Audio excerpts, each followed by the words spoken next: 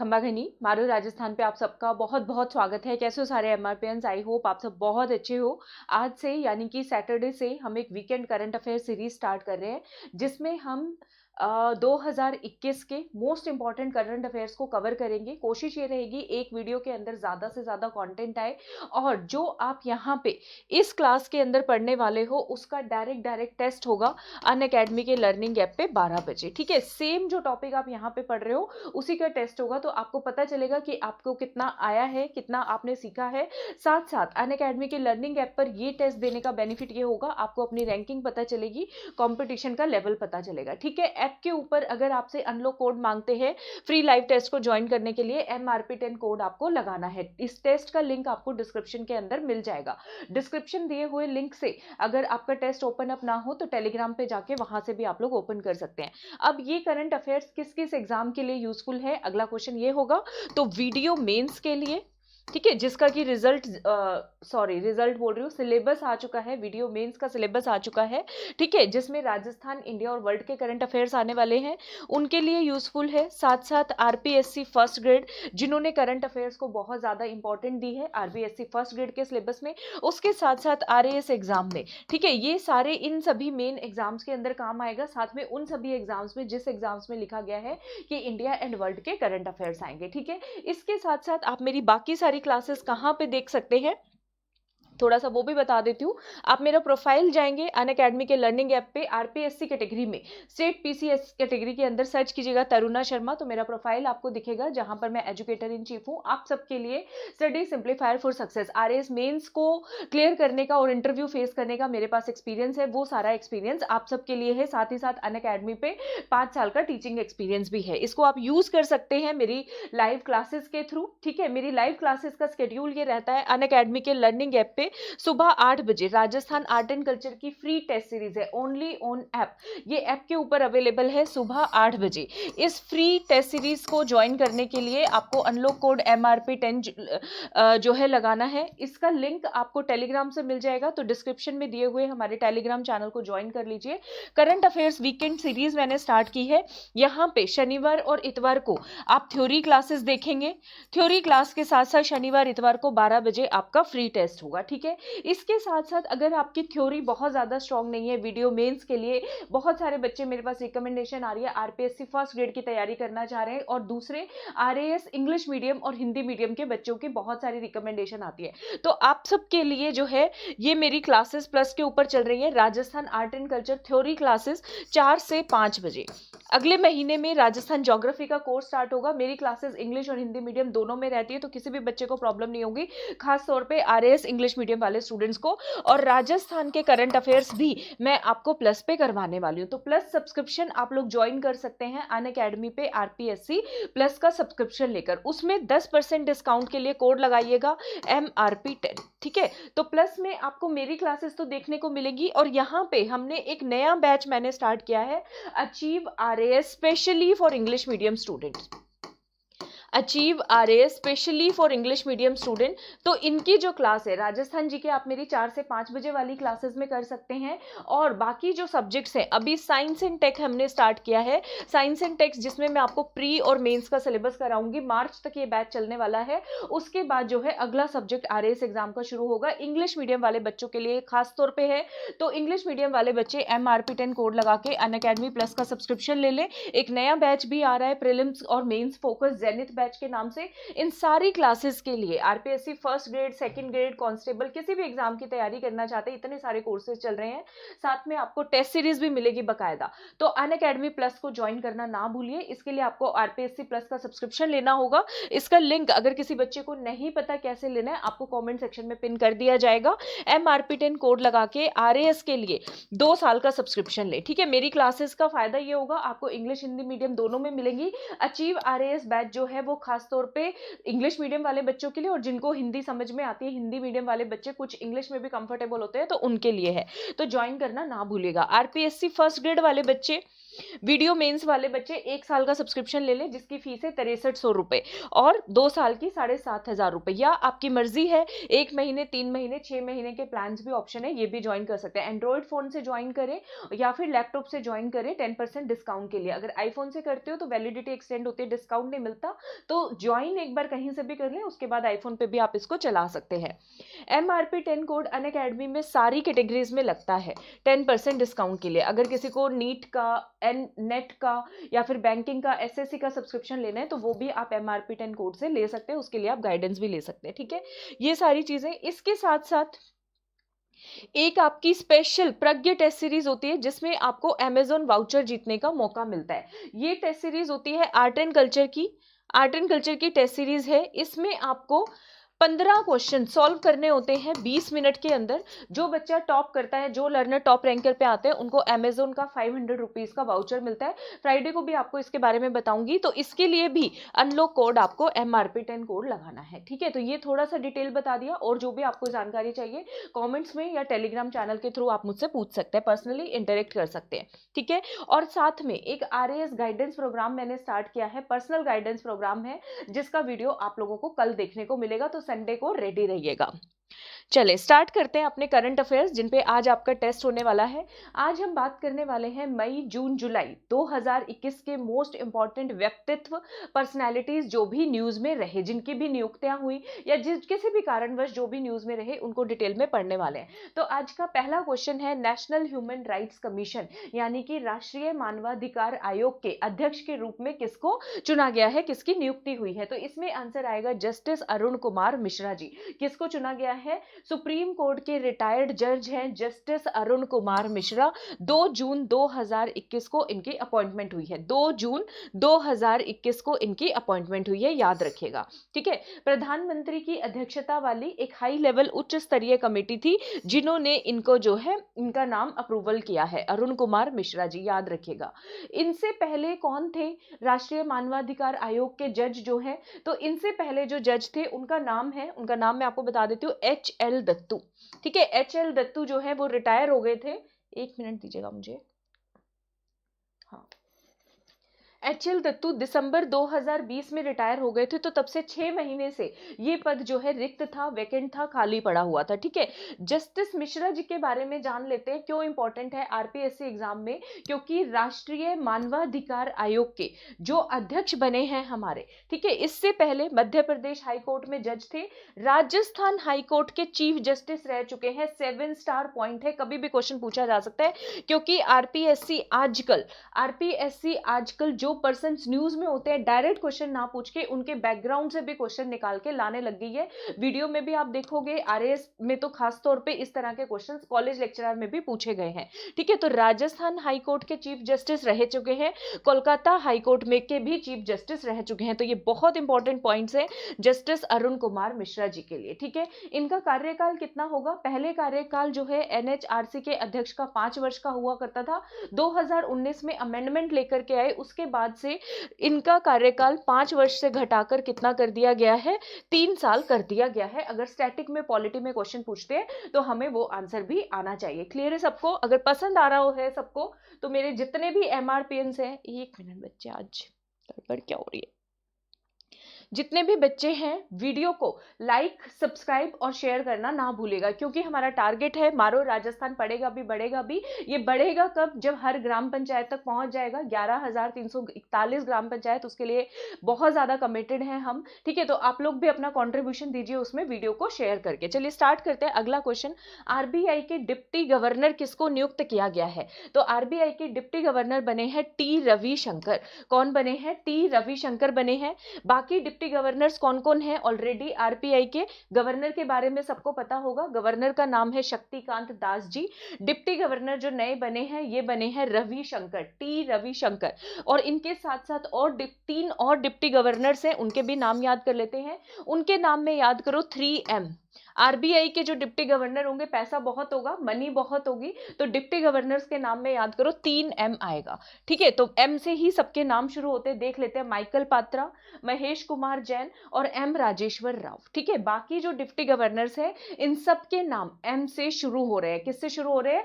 M से शुरू हो रहे हैं। क्लियर है सबको? अगला क्वेश्चन करते हैं। फॉर्च्यून मैगजीन ने एक लिस्ट जो है जारी की है, जिसके अंदर 2021 वर्ष के महानतम नेताओं के नाम दिए गए। ठीक है, तो इसमें किस भारतीय का नाम जो है वो टॉप 10 की सूची में आया है? किस भारतीय का नाम टॉप 10 की सूची में आया है? इस बार कोविड-19 में 2021 हमारा पूरा कोरोना में ही गया है लगभग, और तो कोरोना के अंदर हमारे लिए फॉर्च्यून मतलब भाग्य। भाग्य कौन लेकर के आया, कौन बना? हमारी कोविशील्ड वैक्सीन। कोविशील्ड वैक्सीन किसके द्वारा बनाई गई? Serum institute of India Pune के द्वारा। तो serum institute of India SII के जो सीईओ हैं, चीफ एग्जीक्यूटिव ऑफिसर, यानी कि मुख्य कार्यकारी अधिकारी, ठीक है, यही बोलते हैं ना हिंदी में, सीईओ, तो उनको चुना गया है, जिनका नाम है अदार पूनावाला। अब आप कभी नहीं भूलोगे। ठीक है, तो 2021 में कोरोना के पेंडेमिक में, कोरोना की महामारी के लिए हमारे लिए भाग्य सूचक कौन बना? SII, serum institute of India, और उसके डायरेक्टर जो भी है, क्या नाम है? अदार पूनावाला। इनका नाम आया है फॉर्च्यून मैगजीन में टॉप 10 के अंदर 50 महानतम नेताओं की लिस्ट में। ठीक है, 10वीं पोजीशन इनकी आई है। कौन सी पोजीशन आई है? 10वीं पोजीशन। अकेले ऐसे भारतीय हैं जिनका टॉप 10 की सूची में नाम आया है। ठीक है, अकेले ऐसे भारतीय हैं जिनका फॉर्च्यून की टॉप 10 की लिस्ट में नाम आया है। क्लियर है सबको? आई होप सबको क्लियर हो गया होगा। इस लिस्ट में पहले नंबर पर कौन रही है?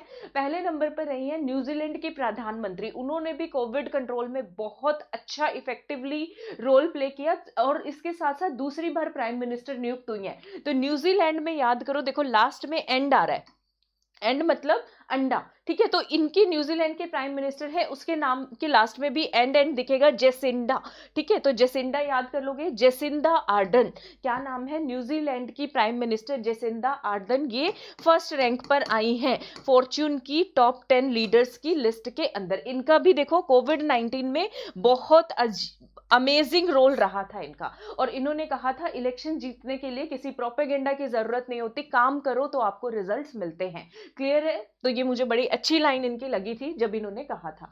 अभी हाल ही में भारत के एक एनवायरमेंटलिस्ट, यानी कि पर्यावरणविद, ठीक है, जिन्होंने पर्यावरण के लिए बहुत सारे आंदोलन किए, चिपको आंदोलन से जुड़े रहे, इसके साथ साथ और भी जहां जहां पे कहीं पे डैम बन रही थी, टेहरी डैम बन रही है, या और कहीं पे डैम बन रही है जिससे बहुत सारे लोग विस्थापित हो रहे थे, तो उन पर्यावरणविद का निधन हो गया। उनका नाम पूछा गया है, उनका नाम है सुंदरलाल बहुगुणा।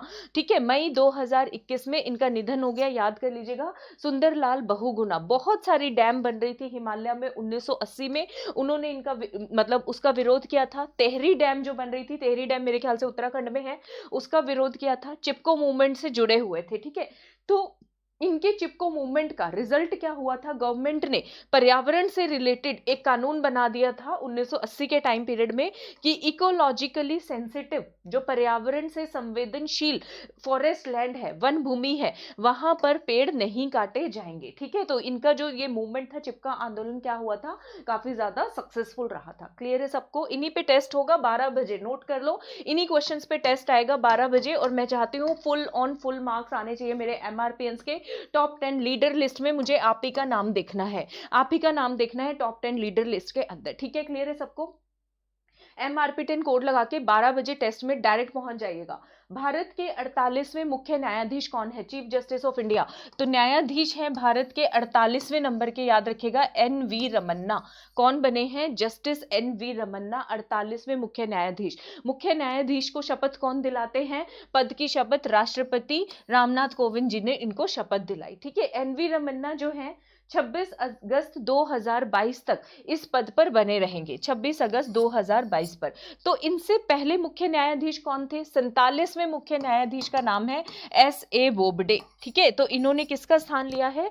S.A. बोबडे जी का स्थान लिया है। याद कर लोगे 48, ये नंबर भी पूछा जाता है, ऐसे भी क्वेश्चन आ जाएगा। एन.वी. रमन्ना जी की अपॉइंटमेंट हुई एज अ मुख्य न्यायाधीश भारत के। ठीक है, तो इनका नंबर कौन सा है? कौन से नंबर के मुख्य न्यायाधीश? ये भी करना है हमें याद, 48। ठीक है, कौन से नंबर के? 48वें नंबर के मुख्य न्यायाधीश बने हैं।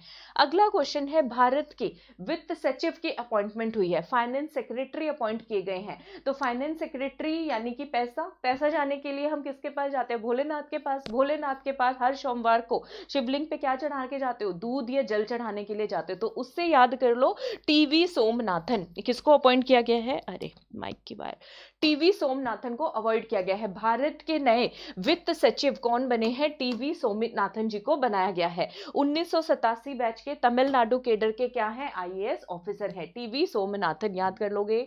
ठीक है, अगला क्वेश्चन है, रेवेन्यू सेक्रेटरी किसको बनाया गया, यानी कि राजस्व सचिव किसको नियुक्त किया गया? ठीक है, तो राजस्व सचिव नियुक्त किया गया है तरुण बजाज जी को। ठीक है, किसको नियुक्त किया गया है? तरुण बजाज जी को। इसके लिए नियुक्ति कमिटी, ठीक है, नियुक्ति समिति यानी अपॉइंटमेंट्स कमिटी ने इनको सेलेक्ट किया है। अपॉइंटमेंट कमिटी को किसने चेयर किया था? अध्यक्षता किसने की थी? प्राइम मिनिस्टर मोदी जी ने अध्यक्षता की थी। ठीक है, तरुण बजाज जी पहले जो है डिपार्टमेंट ऑफ इकोनॉमिक अफेयर्स के सेक्रेटरी थे। ठीक है, तो इनका स्थान अब लिया है अजय सेठ जी ने। किसने स्थान लिया है? अजय सेठ जी ने। बाकी इतने से भी काम हमारा मेरे ख्याल से चल ही जाएगा। ठीक है, क्वेश्चन इतने पे ही आएगा।